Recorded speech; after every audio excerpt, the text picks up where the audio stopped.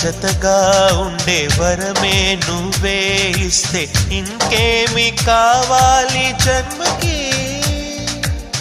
మచ్చలేని చంద్రుడిని మాట రాక చూస్తున్నా, వరస కాని బంధుని చొరవ చేసి అంటున్నా, ఇంకెప్పుడు ఒంటరినని అనరాదని, నీకు సొంతం అంటే నేనేనని.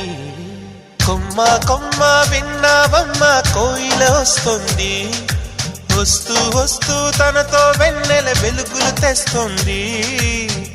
ఏవమ్మ మరుమల్లి తోరణాలు కడతావా, చిలకమ్మ ఎదురేగి స్వాగతాలు చెబుతావా.